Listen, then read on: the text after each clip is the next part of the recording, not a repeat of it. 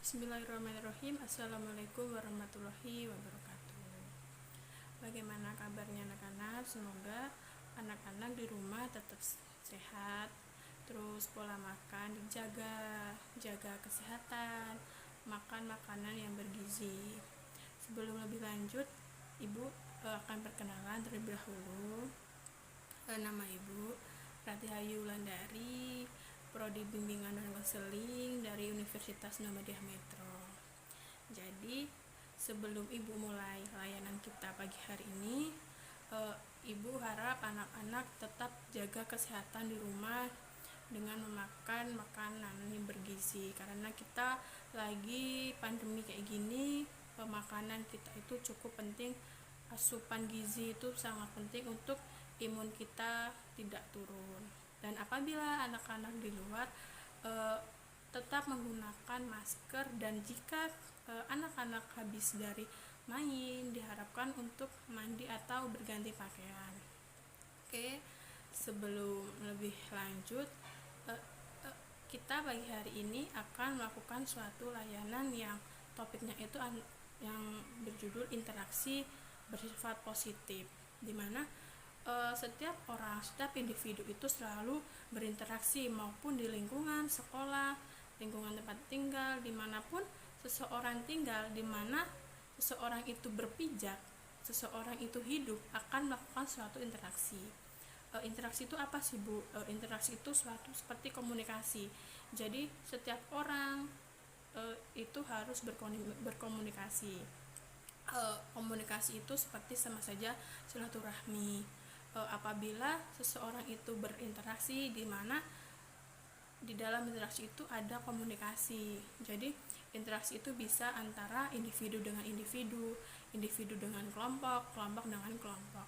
Sebelum lebih lanjut, nanti akan Ibu beri tugas, di mana nanti sebelum Ibu lebih lanjut menyampaikan materi, Ibu akan menyampaikan suatu penugasan untuk anak-anak. Jadi penugasan itu nanti diharapkan anak-anak membentuk kelompok terdiri dari 3 sampai 4 orang. Apabila kelompok sudah terbentuk, nanti wakil kelompok ataupun ketua kelompok berkoordinasi dengan Ibu.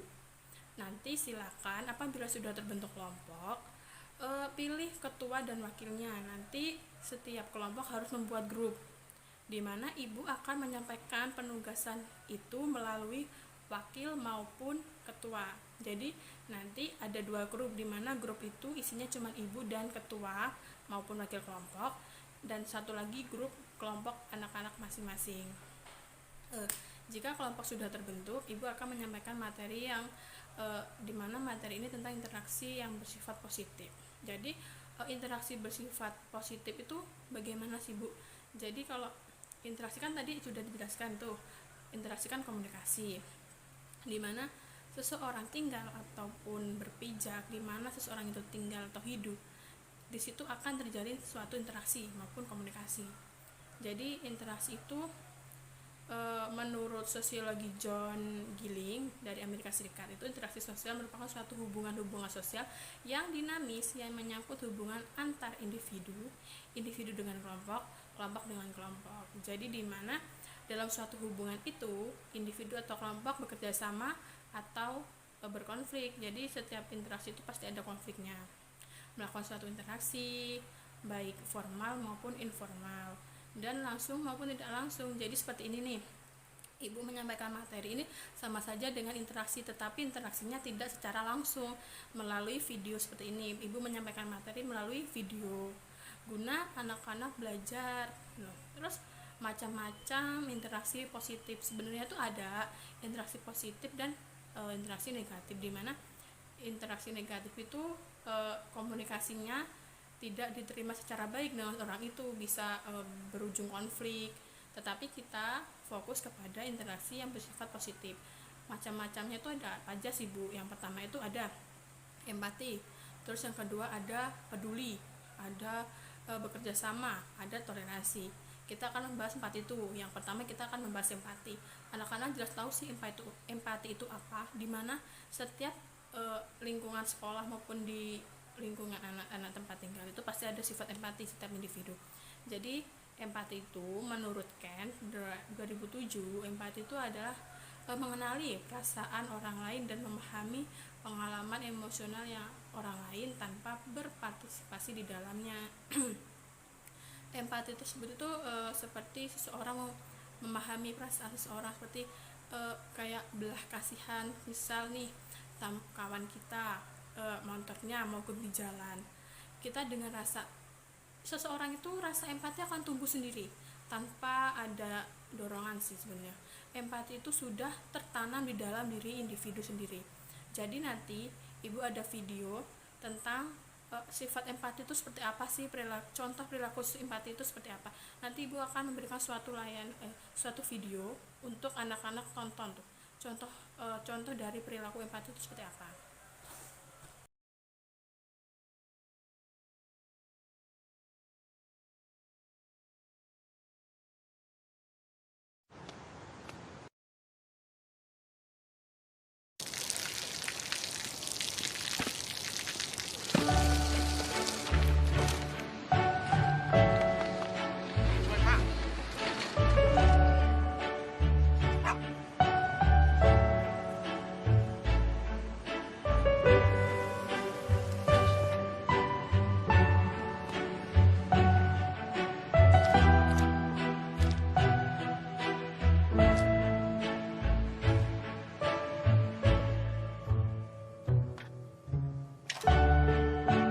เขาจะได้อะไรถ้าเขาทำแบบนี้ทุกวัน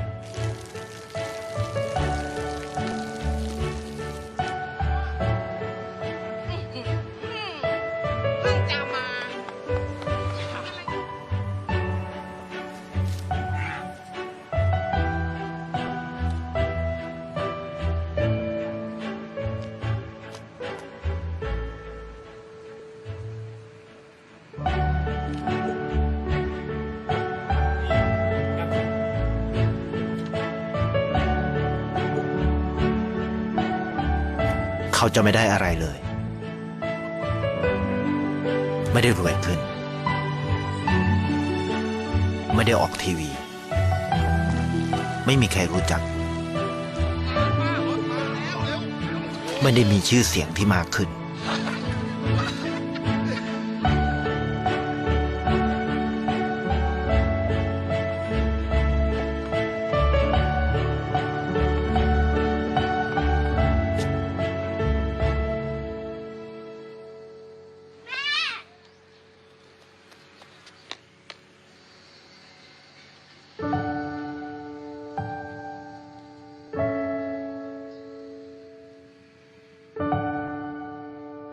เพราะสิ่งที่เขาได้คือได้แค่ความรู้สึก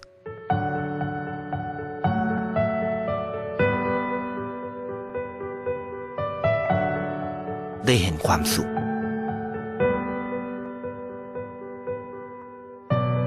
ได้เข้าใจ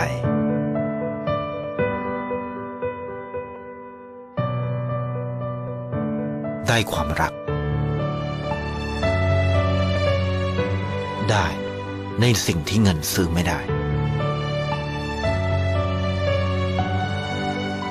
ได้โลกที่สวยงามกว่าเดิม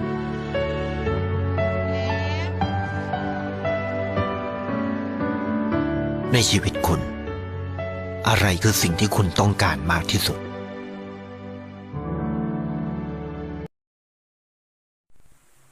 Oke, anak-anak sudah menonton kan video perilaku empati. Jadi perilaku empati itu suatu sikap bagaimana seseorang atau individu itu memahami perasaan orang lain tanpa mengalami sendiri. Jadi apabila seseorang itu dalam kesusahan, mereka butuh bantuan, kita dengan sebenarnya kita tidak merasakan, tetapi tumbuh rasa empati di dalam diri kita untuk menolong kawan maupun seseorang yang ada di sekitar kita. Empati merupakan kemampuan seseorang untuk mengerti dan memahami perasaan dan emosi orang lain, serta kemampuan untuk membayangkan bahwa diri sendiri itu mengalami perasaan yang sama dengan seseorang tersebut. Oke. Jadi seseorang itu berempati apabila seseorang itu melihat keadaan sebenarnya seseorang yang ada di samping kita maupun di sekitar kita. Oke, yang kedua ada sifat toleransi. Jadi toleransi itu bisa toleransi beragama, toleransi bersuku maupun yang lainnya. Banyak toleransi itu ya, macam-macam toleransi. Kita di sini hanya membahas garis besarnya tentang pengertian toleransi.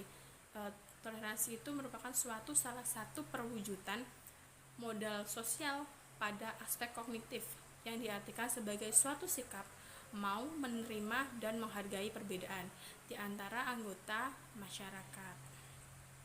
Jadi, toleransi itu diartikan sebagai sikap atau saling menghargai, terus saling menerima perbedaan antara satu dengan yang lain. Karena jika seseorang tidak memiliki sifat toleransi, seseorang itu akan berkonflik pada seseorang yang ada di sekitarnya.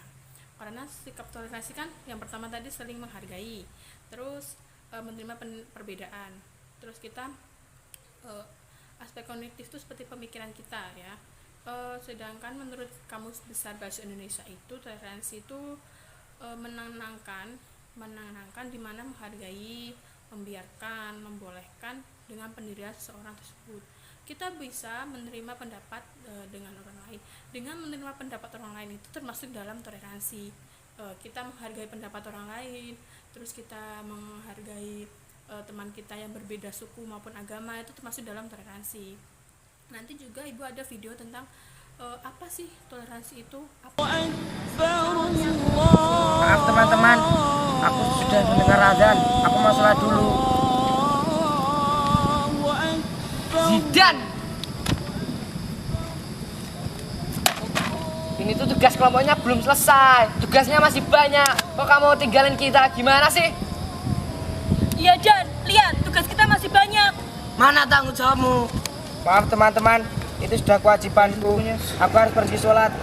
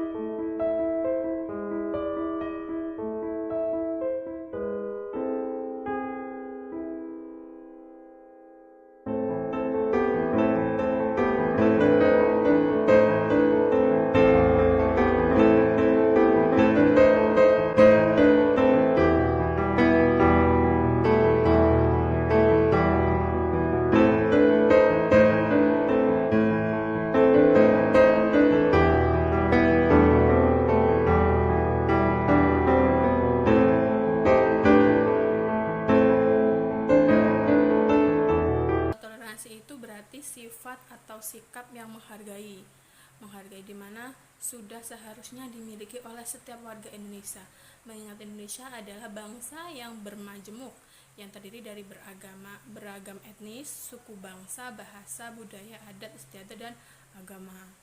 Oke, selanjutnya ada peduli sosial, di mana peduli sosial itu merupakan salah satu pendidikan karakter yang harus diterapkan pada proses pembelajaran. Menurut Muklas, Samani, dan Haryanto, peduli sosial yaitu memperlakukan seseorang atau orang lain dengan sopan, bertindak santun, bertoleran terhadap perbedaan, tidak menyakiti orang lain, mau mendengar, tidak mengambil keuntungan dari orang lain, mau bekerja sama, mau terlibat dalam masyarakat. Dimana peduli sosial itu tuh masuk dalam sikap menyayangi manusia maupun makhluk yang ada di sekitar kita. Terus apabila peduli sosial itu seperti misal nih di kecamatan maupun kabupaten yang terdapat bencana alam, dengan sikap kita peduli dengan itu, kita bisa membantu dengan berupa bahan makanan maupun sandang dan pangan, karena sifat peduli sosial itu sebenarnya tercipta dari diri sendiri, bukan melainkan dari orang lain, karena semua sifat dan karakter seseorang itu ada karena di dalam diri seseorang tersebut. Oke, selanjutnya Ibu akan juga menyampaikan melalui video. Ada video tentang peduli sosial itu seperti apa.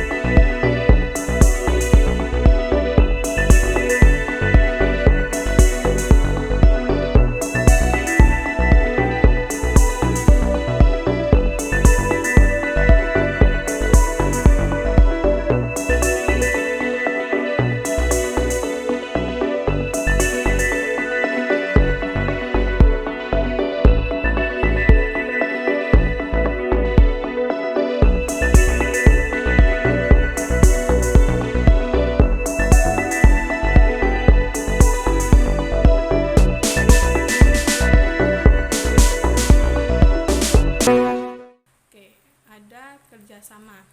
Yang terakhir, materi terakhir itu ada kerjasama. Menurut Sarwono, kerjasama itu merupakan suatu bentuk kelompok yang terdiri dari lebih dari seseorang yang melakukan tugas dengan sejumlah peraturan dan prosedur. Bowo dan Andi menjelaskan bahwa dalam pelaksanaan kerjasama harus tercapai keuntungan bersama. Dimana gini, seseorang melakukan kerjasama itu harus menghasilkan keuntungan.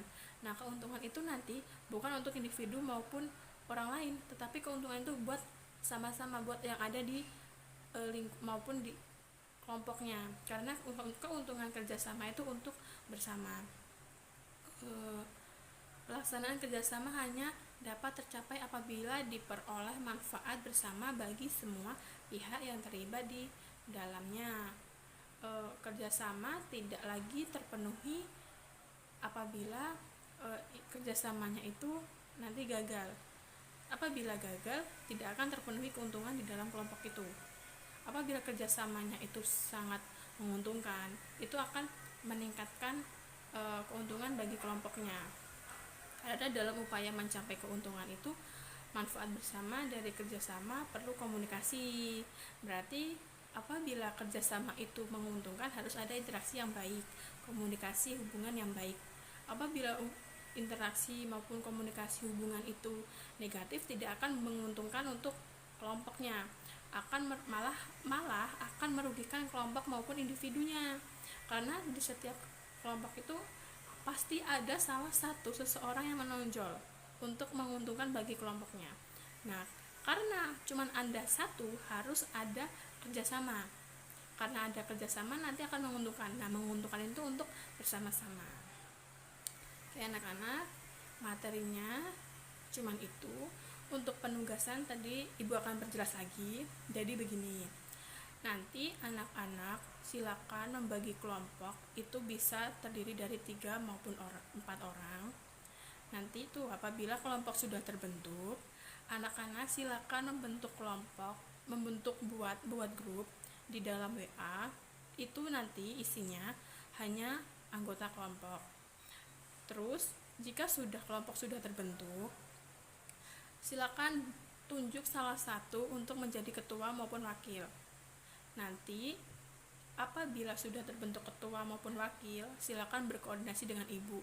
Nanti ibu akan membuat grup dengan ketua maupun wakil kelompok, di mana nanti apabila sudah terbentuk grupnya melalui ibu dengan wakil maupun ketua kelompok, nanti penugasannya ibu kirim lewat grup itu, dan waktunya tidak lama pengumpulannya, tidak nyampe seminggu, mungkin 3 hari sudah dikumpul tugasnya.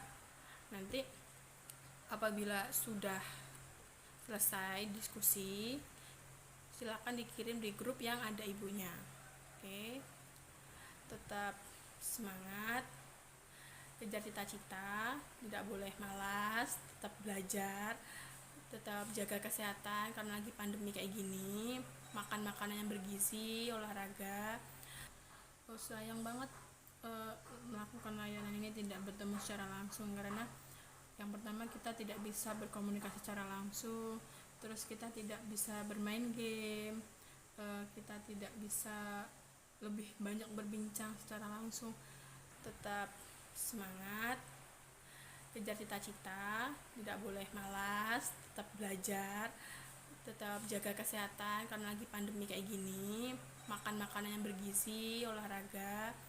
Terus ibu memohon maaf apabila dalam penyampaian materinya terlalu cepat, terbelit-belit bahasanya maupun kalimat. Ibu memohon maaf, pada Allah ibu mohon ampun. Ibu akhiri, wassalamualaikum warahmatullahi wabarakatuh.